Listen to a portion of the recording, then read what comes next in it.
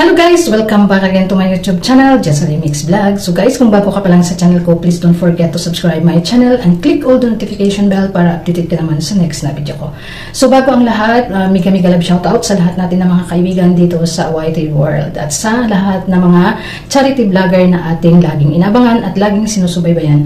So, pasensya na po dahil medyo matagal-tagal na hindi tayo muli nakapagbigay ng reaction dito sa ating mga inaabangan ng mga charity vlogger. So guys, ang video kong ito ay tungkol ito sa ating laging sinusubaybayan at laging inaabangan at laging hinahangaan dahil sa kanilang magandang ginagawa. So si Rachel, mayroong na-upload kahapon na picture nila ni Erica na nagkita sila. So, nagbabasa tayo ng mga comment ng mga nandun sa in-upload ni Rachel at maraming nagdadalawang isip ng pagkikita nilang dalawa.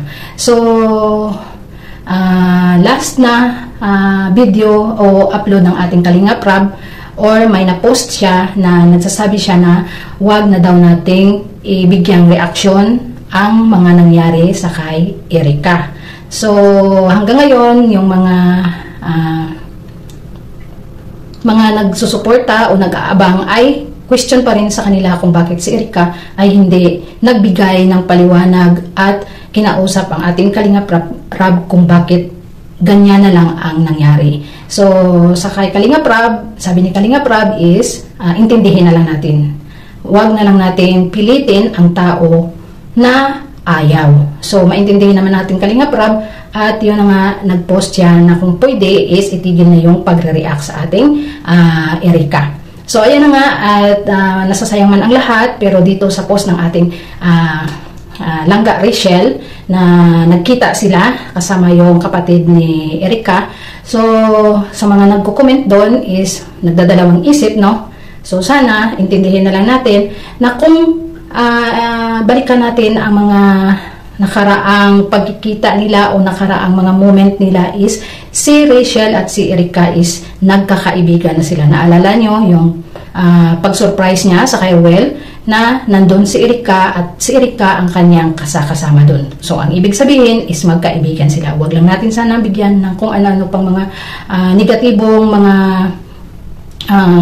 kwento ang nasa likod ng ating mga sinusubaybayan. So, hayaan na lang natin kung ano man yan. Balang araw, malalaman din natin kung bakit. No? Pero, sa nalalaman ko lang or sa nakikita ko, si Rachel at saka si Erica is magkaibigan dahil na rin siguro yan na, syempre, isa lang silang lugar at isa pa dyan is na-scout siya ni Ruel, di ba? Kung inyong naalala, no? Kaya doon sa mga comment section ng ating Langga Rachel sa post ng picture na yan, maraming nagdadalawang isip, maraming nagsasabi na ganito ganyan, pero makikita naman natin na yung mga nagko-comment doon is naka-blue heart naman sila. Maganda naman ang kanilang pagbigay ng comment, pero meron lang na mailang-ilang na nagdadalawang isip at mayroong kunting mga salita na hindi maganda sa ating Erica.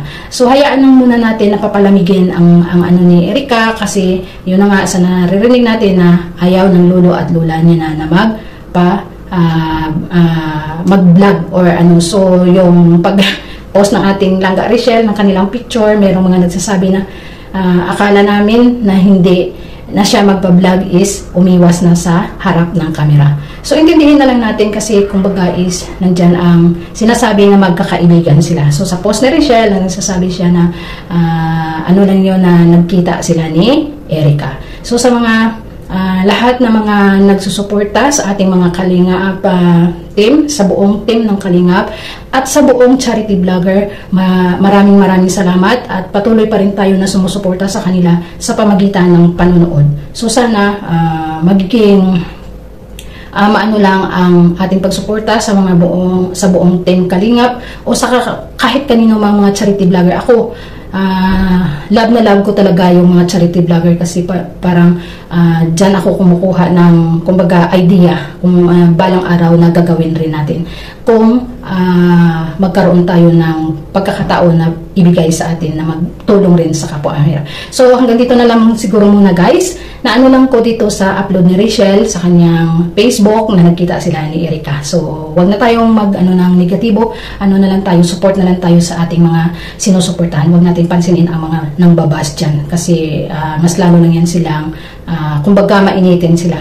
So bye-bye, ingat and God bless. See you for my next upload. Siguro tuloy-tuloy na to yung pagbibigay natin ng reaction dito basta nasa magandang pag-react lang tayo. Maraming salamat sa lahat at ingat tayo palagi. Support natin ang lahat ng mga charity vlogger. Bye-bye!